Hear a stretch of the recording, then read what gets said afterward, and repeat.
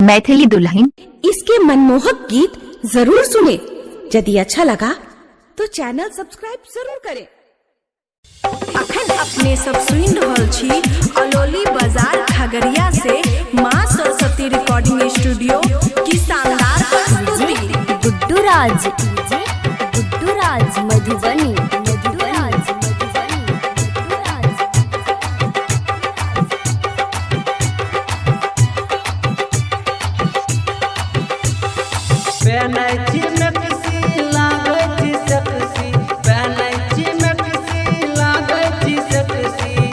मन कर दियो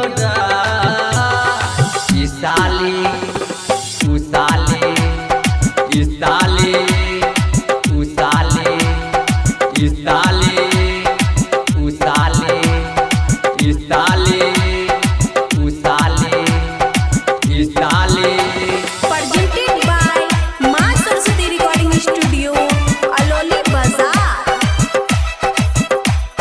डीजे गुड्डू राज मधुबनी।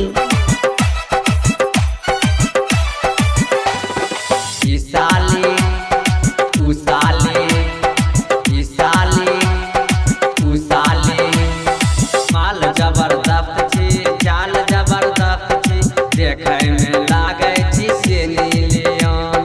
कितना छौरबा जे देख के मारे छो, नहीं होय छो ओकरा से नहीं बर्दाश्त।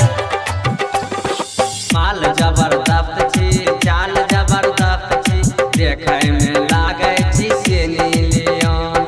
कितना छौरबा जे देख के मारे छो, नहीं होय छो ओकरा से नहीं बर्दाश्त। होठवा में ललिया लगबै छी जखनी, होठवा में ललिया लगबै छी जखनी, मन कर लियो चा।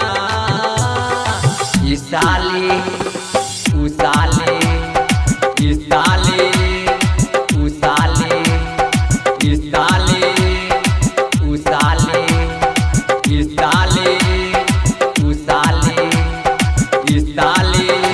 Presented by माँ सरस्वती रिकॉर्डिंग स्टूडियो अलोली बाजार। डीजे गुड्डू राज मधुबनी।